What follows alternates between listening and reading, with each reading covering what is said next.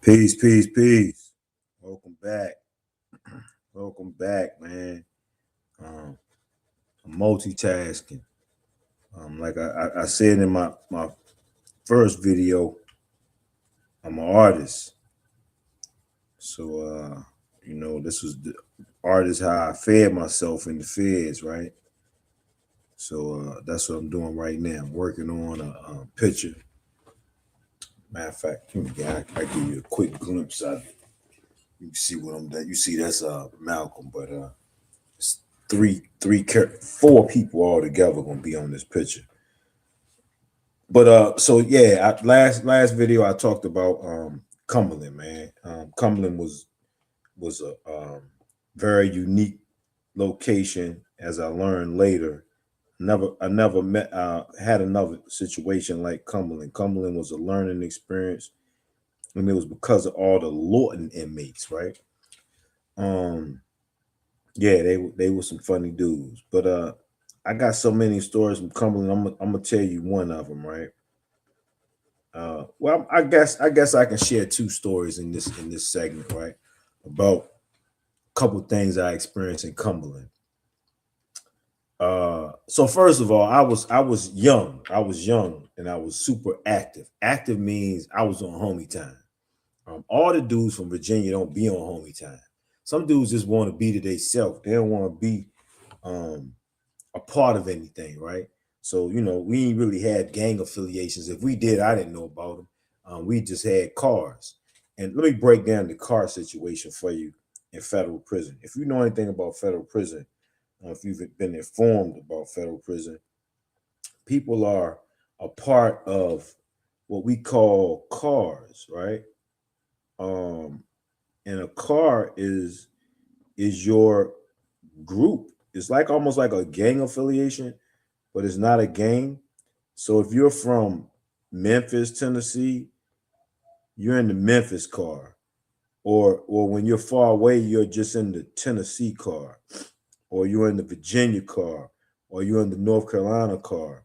So I was in the Virginia car. Even though we didn't really have cars like that, so to speak, because everybody from Virginia didn't run with us. And you probably wonder how is that, right? A lot of the older cats, man, they were just on a different type of time. They didn't have time for that stuff. We was still repping on set. You know what I'm saying? Like that's how you rep. Like if you're from Virginia, you got to rep for Virginia, right? So that's what we were on. So when I say I'm active, I was on that. So if anything happened with my homies, I'm involved because I'm active, right? Everybody wasn't. Everybody, some dudes, weren't on that type of time. I was on that type of time. So, and remember, my cellie was from DC. And although DC and Virginia didn't get along the best, me and my cellie was cool, right? But DC dudes will try you, right? They'll try you. And I ain't talking about on the homosexual shit. They'll just try you. It's like they test you, right? They really good for testing you. So when I first, the way I move, I was really aggressive. I'm super aggressive. So I'm not used to being tested or tried, right? So I find myself, I'm shooting ball one day. And dude in my unit, can't remember his name, like Isaiah or something like that, right? He was Muslim dude in my unit. He was about my age, DC dude. One of these like super hardcore street DC dude, right?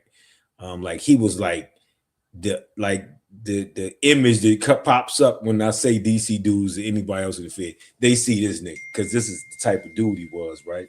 So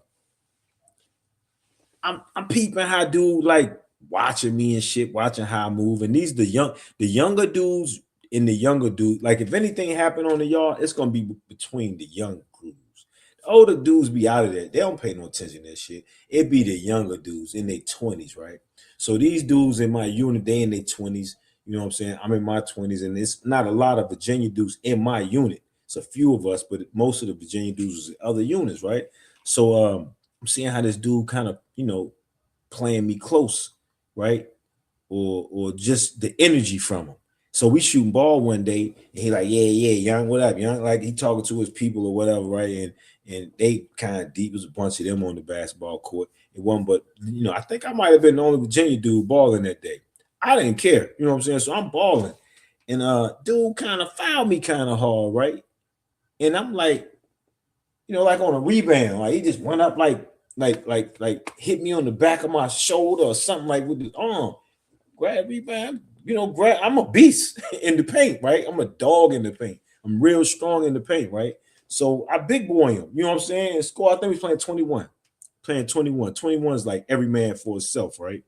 And we were paying 21. So I big boy him, you know what I'm saying? Like okay, young, all right, young. Oh, okay, you little power, this how he talking, right? So I'm like, yeah, so I go up again like on another rebound, and he elbowed me in the back of my head, like forearm to the back of my head. I'm like, yeah. I said, all right. So he go up and I elbow him in the back of his head hard as shit. You feel what I'm saying? And he like, man, foul. So I said, I ain't call foul. You feel what I'm saying? Like, I ain't call foul. Like, you ain't, how you gonna call foul? I ain't call foul. So now we roughhousing in this game, just me and him. Everybody else ain't roughhousing. Like, it's me and this dude. And I think his name, I want to say Isaiah, but God rest the dead. He, I don't say God rest the dead because I don't do that. But yeah, from what I hear, he met his demise like at some point, and they was like, man, you remember what's the name, man? He got killed up in DC. But me and dude was going at it. We was roughhousing. You know what I'm saying? Like, I ain't backing down. You know what I'm saying? I ain't cutting. What they say? I ain't got no cut cards. I don't. Nah, if this what you want to do, this what we doing. So we big boy, we going at it. Everybody else kind of getting out of our way, right? And we ball like what it is. You ain't fight. We play rough, right? So I don't pay no mind. Like it is what it is. So I'm leaving. I'm going. I'm leaving out. They call recall. Yard recall. So yard recall is they have moves. We have what they call 10-minute moves. So on every hour, they call a 10-minute move. That means you got 10 minutes to move somewhere else, from your unit to the library, from your unit to the rec yard, from your unit to the chow hall, or wherever you're going, right? You might be going to, I don't know, lieutenant's office, whatever. You got 10 minutes to get there. You know what I'm saying? Wherever you're going, you got 10 minutes to get there. So when they call the 10-minute move, all the doors open on the yard, and that's when everybody moves and goes to different places, right? So on yard recall is when everybody who's on the rec yard has to leave the rec yard and go back to the dorms, right? So on yard recall, it's just everybody. It's like cows, you know what I'm saying? It's just traffic. Everybody leaving from the library, going back to the dorm, leaving from chow hall. All the people working in chow hall, they going back to the dorm. Everybody going back to their unit. That's when everybody goes back to their unit, right? So I'm walking out. You got to go through the metal detector. We got metal detectors out there, right? So you don't get out there with a knife or whatever, right? So I walk through the metal detector. I'm dolo. I'm by myself, yo. You know what I'm saying? So when I walk through the metal detector and I walk out the building, I cut my eye to the left and I see this nigga standing over in the corner with his man. His man was a dude from DC named Body, right? So his crew was Body and Pusshead and like Stop and Pop. Like these was the young dudes from DC when I was there who were active. And when I say active, they'll go. Like if anything happened between Virginia and DC, it's gonna be them. You know what I'm saying? And this wild nigga named Keith, and you know, it was a bunch of these niggas, right? But you know, I knew who all they players was, but I see him. I'm just getting there. I'm just getting there. So I, you know, just getting affiliated with everybody. Just, you know, I'm peeping, I'm watching everything. So I see him and the dude body in the corner, right? So they was waiting on me. When I walk by, they fall in behind me. You feel what I'm saying? And I peep them and I keep on walking, right? So they behind me and he talking about like, yeah, young, that's him right there, young. Slim think he hard or tough or whatever, right? He just talking, right? So I look back and I laugh at him, right? And I keep on walking, right? And you know, they laugh and he said what he's saying, right? But we get back to the unit, right? And he pull up on me. Like, good game, Slim. You know what I'm saying? Like, I'm like, good game. He said, man, I fuck with you, man. You ain't soft. You ain't soft, young. I was just trying to see if you was a soft nigga. You know what I'm saying? I said, no, absolutely not. I'm not soft at all. But from that point on, me and dude was cool. You know, I ain't rock, like we ain't chill and all that shit, but we was just always cool. You know what I'm saying? It was like mutual respect. And I know his name began with an I, but I don't think it was Isaiah, but it was like a Muslim name, like Islam. No, it wasn't Islam, but I can't remember, man. But yeah, he ended up getting killed on the yard. But that's just how, you know, you get tried, you'll get tested, right? So if you fail a test, right, now they put you in a category. This is how I learned, right?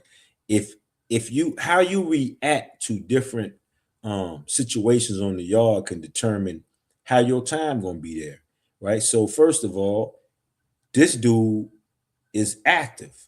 So all of his men, everybody he deal with, active, right? And if he tell them like, "Oh nah, Slim ain't going for nothing," you know what I'm saying? Now I ain't got to worry about these dudes because they know my character, right? So I never had a problem on that yard, right?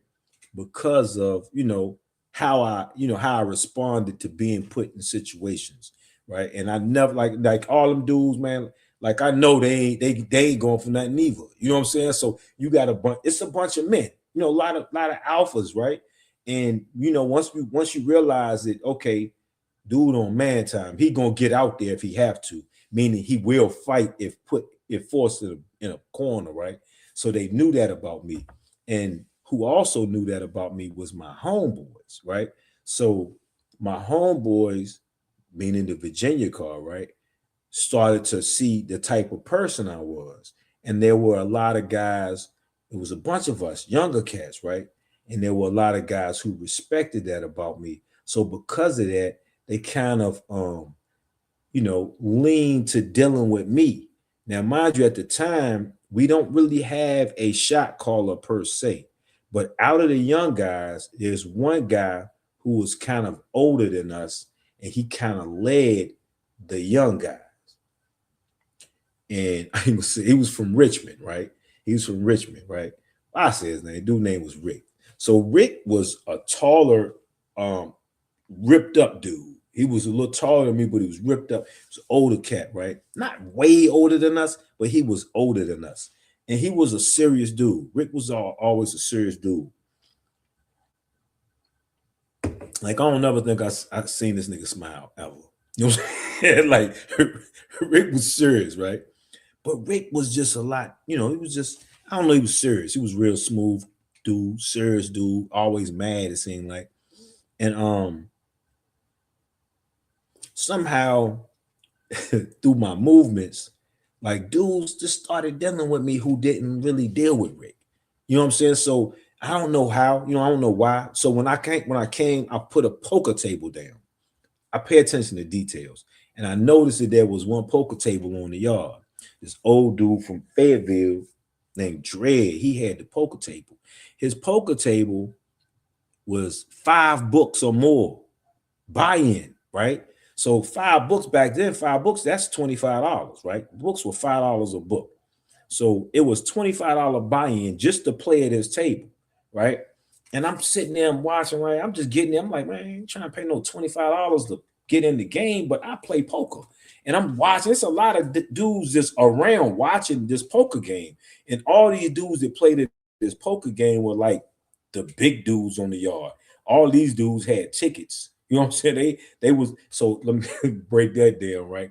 A ticket meaning gambling tickets, right? Meaning they were casinos. They, if you wanted to put a bet in using Vegas lines, you could put the bet in with them. You know, put 2 picks in, 3 picks, 4 picks, 5 picks, whatever, right? You pay a parlay. These were all of the bookies. The bookies were the guys who had the tickets or the guys who ran tickets for them. These are the guys on the yard who had all the money, meaning the institution money. Institution money being stamps. So during that time, stamps was the money. A book of stamps, which was 20 stamps, was $5 if you bought it on the yard.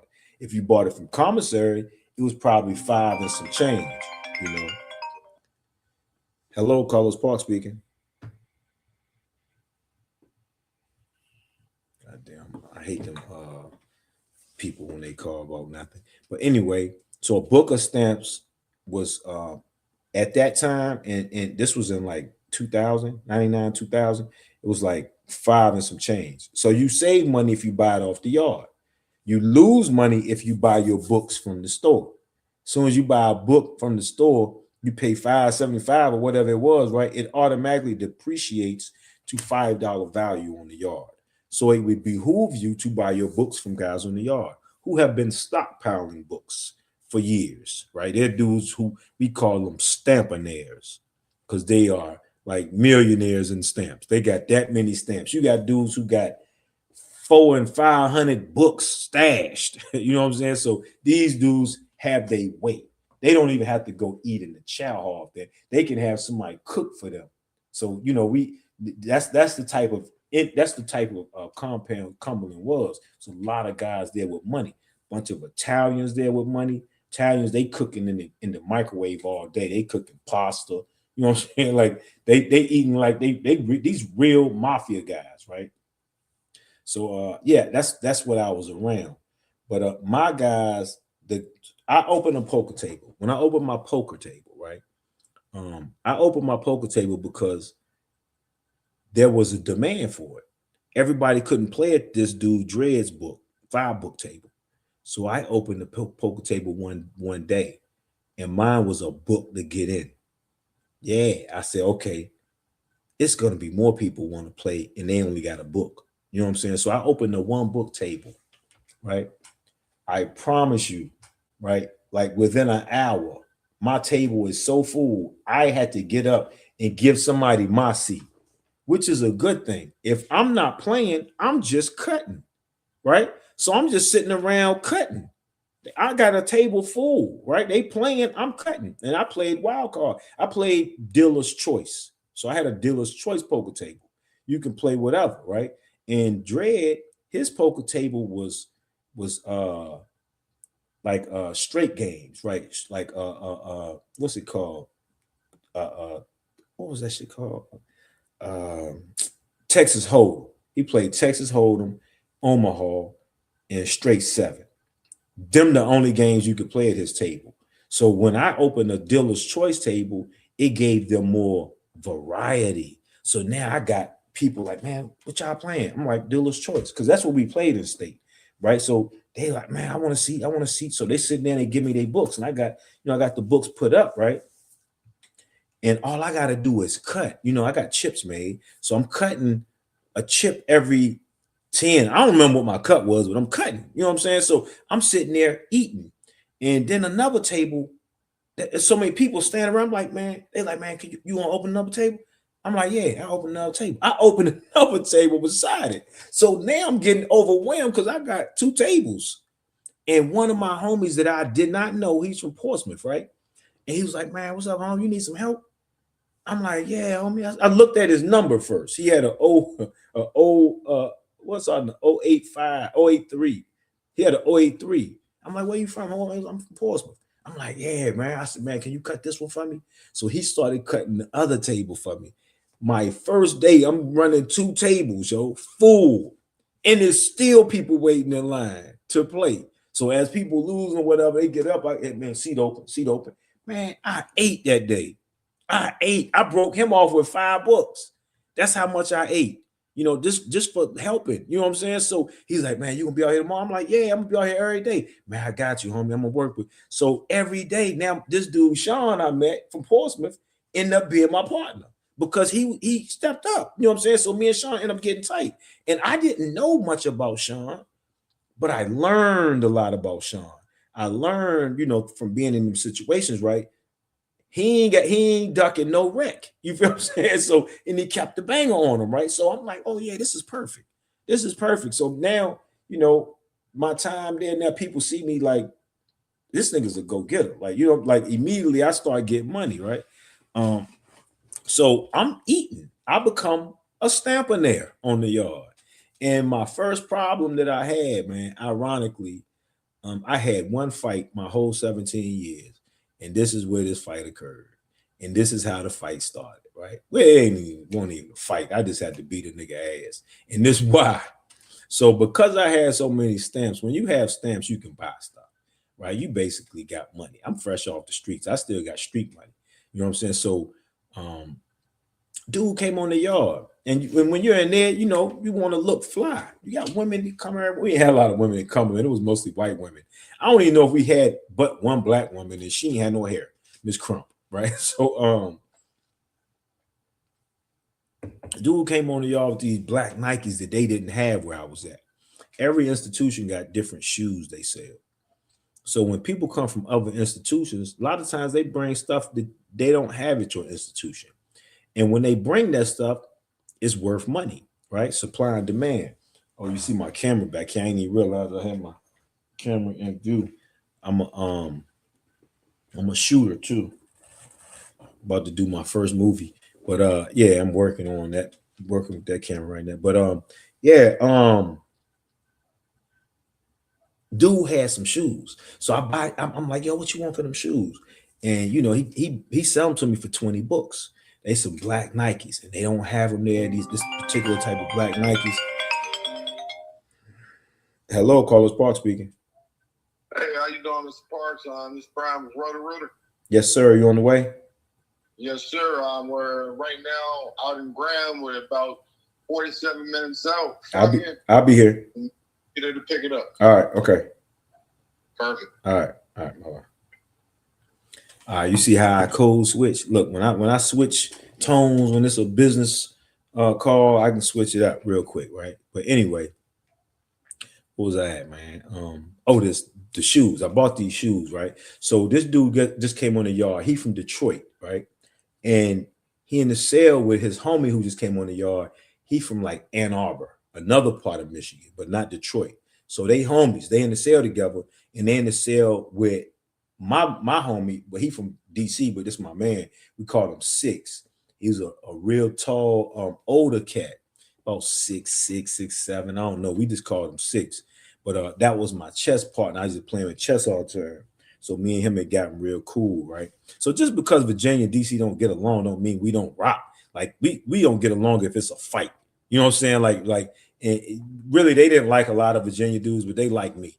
They mess with me, right?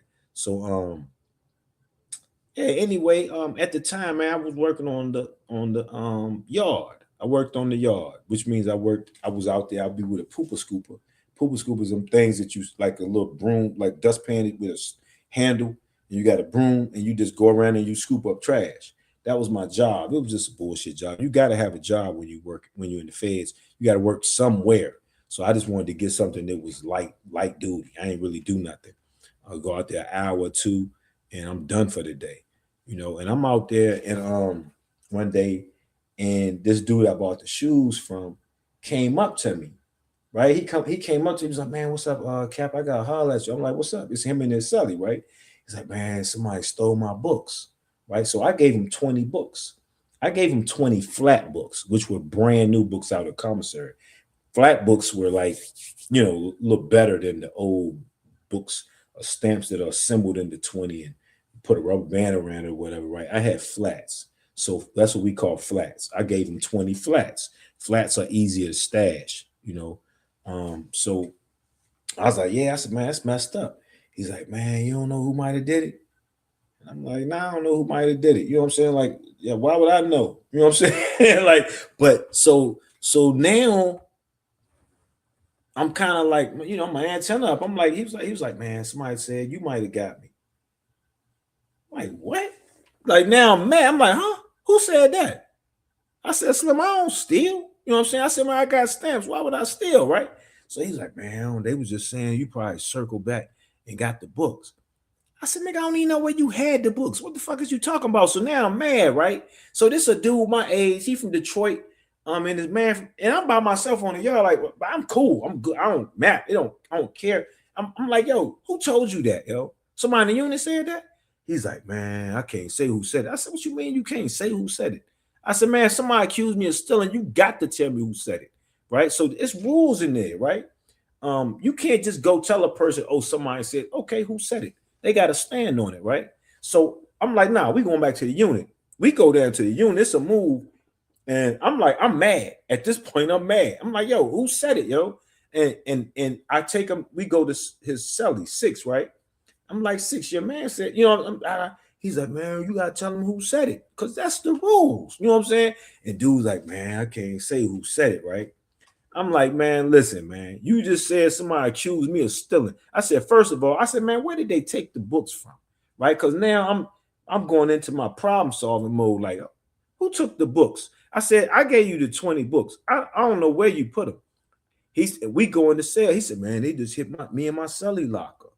And I'm like, 6, they ain't hit your locker? He was like, nah, Slim, they ain't touch my shit. You know what I'm saying?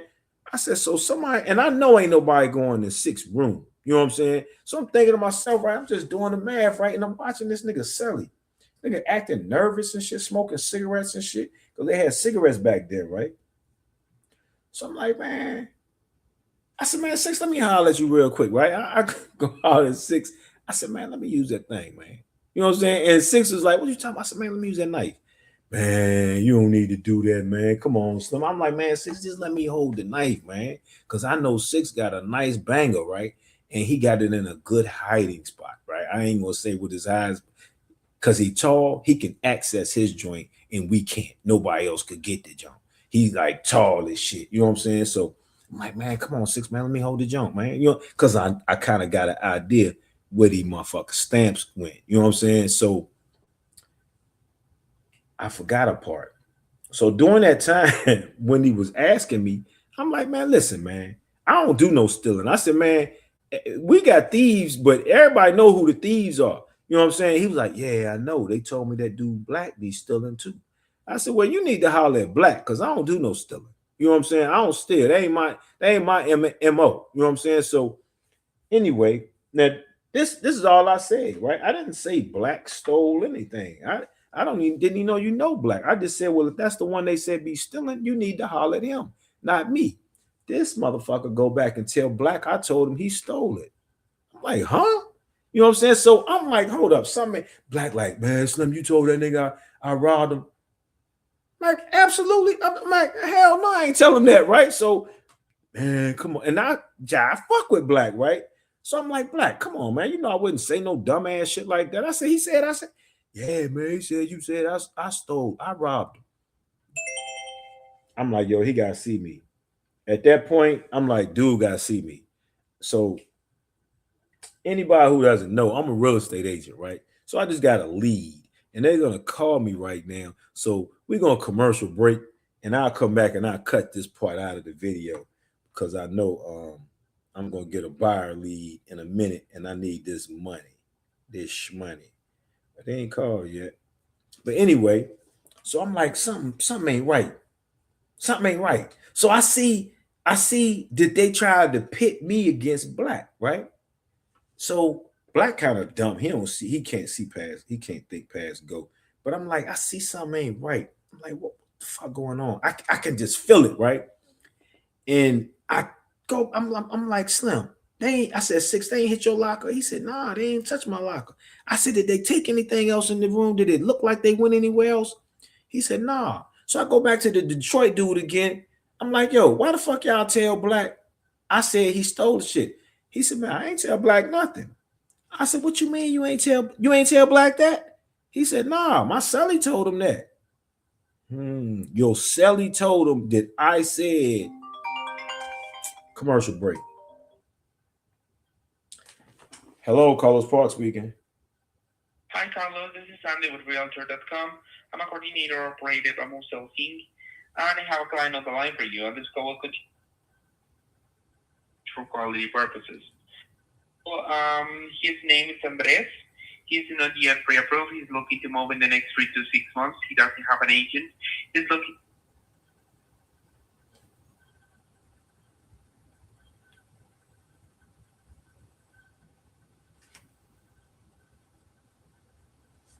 Hey, you went out. I can't hear you. Can you? Hey, can you hear me? I can hear you now. Yes, sir. So, it is a client you can help. It's Sure. Well, his name is Andres. Yeah, I can help. I can help him. I can help him. I heard. Okay. Yeah. Hi, Andres. Thank you so much for waiting online. I have Carlos Park with Versatile Real Estate Group on the line, and I shared all the information we discussed about your home search. I'll let the two of you take it from here. Have a nice day. Okay. Andres. Hello, sir. Hey, how you doing? I'm Hey, doing good, sir. How are you? I'm outstanding, man. So you're interested in the property out in Knoxville? Yes. Okay. Tell me about it. What's are you pre-approved yet, or are you in? I'm still deciding on that. But I'd say cash. Okay. So I mean, I can take you to see the property if you're interested in seeing it. I'm pulling it up now.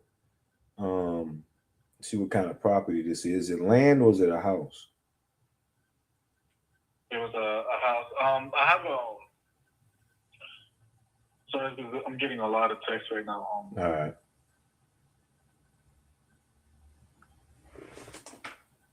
I'm pulling it up now. 60. It's an auction. You're the second person called me about that house. Oh, okay. It's an auction house. Uh-huh.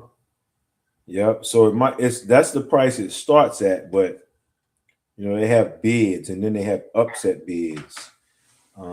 So it's you gotta buy that with cash. You can't be financed.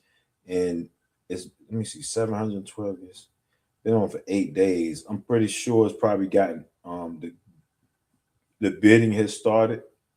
So once the bidding starts, you have to offer 5% over the latest bid in order for them to accept your bid. They have 10 days. Yeah, and they have 10 days. Let's say you get in there and you offer them, that 70,000, right? So then the next person has to go 5% over your bid, and they have 10 days to do so. And if they do, you have 10 days to go over there. So it's called upset bids, right? So you have 25 days to you have 25 days to upset the current bid. Okay, I see.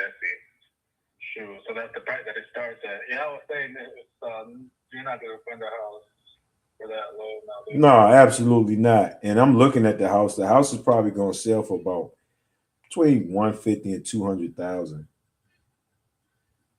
Yeah, I see. Yeah, that's what it's worth. I don't know if anybody's gonna bid that high because you are purchasing with cash. Man, you could get lucky though and put an offer in and nobody even try to match you. You know what I'm saying? Nobody try to upset bid.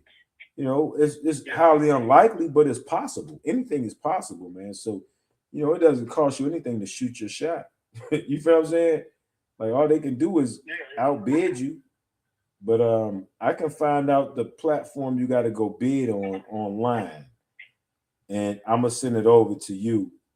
And if you want to bid, just keep in mind you got to have access to your cash because if you win, they want the money. You got like a certain amount of days to get the money to them. Yeah, I understand. Yeah, you want the information? Yeah, of course. That'll help me. The information will. All right, I'll send it over to you. Okay, thank you. All right, thank you. Yeah, you too. What's you had another question? I was gonna say, God, I forgot. Is this a good number to text on or? No, this is not my number. I'm gonna send you my number. Okay, sounds good. Okay, all right, thank you. Man. All right, all right, all right, and I'm back. All right, where was I at? I was talking about the thief. So now after all of these these questions and me thinking about the situation, I'm thinking like, okay, well, somebody hit and I asked the boy, why, where were the books? Where did you have the books? Because I don't know where they were stashed. He said he had them stashed in his photo album, right? And I said, well, did they take anything else out your locker? He said, no, they just took the books. How did they know the books were in your photo album? Did you tell anybody you stashed your books in your photo album? He's like, nah, ain't nobody know. I said, well, when did you put them in there? Like, he said, when we was locked in for count. All right. It doesn't take a rocket scientist to figure out that whoever took the books knew where the books were at because they only took books from your locker, right? So this is me processing information. They didn't hit Six's locker. They hit your locker and your Sully's locker, right? The only people who could possibly know where those books are at are your two Sullys. Only one of your two Sullys got his locker hit. Your homeboy. And your homeboy didn't have anything. So his locker got hit for nothing. Nigga broke. You know what I'm saying? So I figured out right then his Sully hit him. You know what I'm saying? Like his Sully did it, right? I'm like, okay, this nigga Sully did that. His Sully knew where the books was at. His dumb ass only took the books. And he made it look like he got robbed too. So it will throw him off, make him think like, oh man, somebody got us. Nah, I got you. So I'm not stupid. And while I'm talking to him, his celly had went outside on the rail in front of the door and was smoking a cigarette, right? So this nigga keeps smoking because he's nervous. I'm figuring this out. This dumbass Detroit nigga don't realize this, right? So I go outside and I lean on the rail beside dude. I look at him. He look at me. I see his hand shaking. I said, nigga, you stole them books. Knocked his ass out right there. I caught him, right? And when I caught him, he fell back against the door. And he hit the door that was open. And these metal doors, that metal door, boom, hit the jump and made a real loud sound in the unit. So everybody in the unit watching. And I just grab him. And I catch him a couple times, right? But I don't want to make no noise. The CO in the office. So I grabbed the nigga and I'm pulling him into his cell, right? And he fighting me off. Now, mind you, I don't have a knife. If I had a knife, it was over with. I would have probably ran my time up. I would have killed him, right? So I'm pulling him in his cell, and his celly come out, eyes big, like, man, what's up? I said, man, your celly stole your books, you dumbass nigga. And I'm pulling this jump, and I'm trying to get him in the cell so I can punish him, right? But he fighting. He won't go, you know what I'm saying? He won't go in the cell. So they call y'all recall, right? Right then they call y'all recall. So everybody coming off the yard, and I let the nigga go, right? Because people come in and the CO got to come out of his office to go unlock the door. So when the CO come out of his office to come unlock the door, he look around, he look up, everybody on the top tier, because people watching, right? And it's quiet in there. So you can tell when something happening, and the CO could tell. So he walking to the door, but he looking around, right? He go unlock the door, and then he just start walking around the tier, right? Because he knows something up. So he trying to walk around and see what's up. So I go over my cell and shit, and I tell my celly, I had a good celly. My celly was from DC. At this time, I'm in another cell, right? And I got another celly, right? I can't remember my celly name, but he was Muslim, right? And he worked in the kitchen. And he would always make cakes and all this other stuff, bringing me some celly. I got it. You know, he come in with bags full of stuff he made in there. He was a baker or whatever, right? Kamal. My celly name was Kamal, yo. Good dude, man. About my age, man. Light-skinned dude. So I said, man, listen, man, I had to just punish this nigga, yo. He's like, where? Who? Where he at? I'm like, yo. I said, man, I'm good. I punished him, right? So, no, it wasn't y'all recall. It was a 10-minute move. That's what it was. So during the 10-minute move, this boy, him and his celly shot out the unit, right? So I'm like, oh, this nigga gonna go try to get a knife, right? So I already know Six ain't giving me his knife. He wouldn't give me the knife. And I'm like, all right, I know what I'm gonna do. I go on my cell, and at the time we had these toilet brushes or plungers. We had plungers. We had plungers in case your in case y'all don't know, our toilet is in our cell, right? So we shitting in the place where we sleep at. So you got a plunger in there in case your joint gets stopped up. All the rooms got a plunger. So I go in there and I'm trying to figure out, do I want to get a lock and a sock to get ready? Because I know he's gonna come back with a knife, right? But nah, I see my plunger, right? And the plunger is on a wood stick, a plunger, the regular plunger with the wood stick. And on the end of the wood stick, it's a hole through the wood stick, right? And it had like a little leather thing that you could hang the plunger up on something or whatever. So what I did is I broke that out. I took that out, right? That little string or whatever was through there. I put a shoestring through there. I like twice, put a lock on the end of the shoestring, right? And secured it real good so that the stick, you got the stick, and then I got the string with the lock hanging on the other end. I basically made a nunchuck in that bitch. I'm like, okay, in case he get a knife, he can't get to me. You know what I'm saying? But I got the reach because the weapon I made was official, right? So I'm ready. I'm waiting on him to come back in the unit, right? So dude come back in there after the unit. And after he came, he came back in after the count, pardon me. When he came back in, him and his celly, they looking scared, right? So I know he ain't getting no knife. So they called lockdown at that time. That was a lockdown. So that was a yard recall because they locked down after he came back in. So he had shot out during the recall to try to get a knife real quick, but I guess he didn't get one. Came back. So now when they going back in their cell, I know he ain't get a knife. I got my weapon. I'm cool. But I'm telling them, I'm like, yeah, after count, you guys see me again. You know what I'm saying? I said, matter of fact, you guys see me too, you bitch ass nigga. And I tell her Sally. So now I want to see both of them at the count.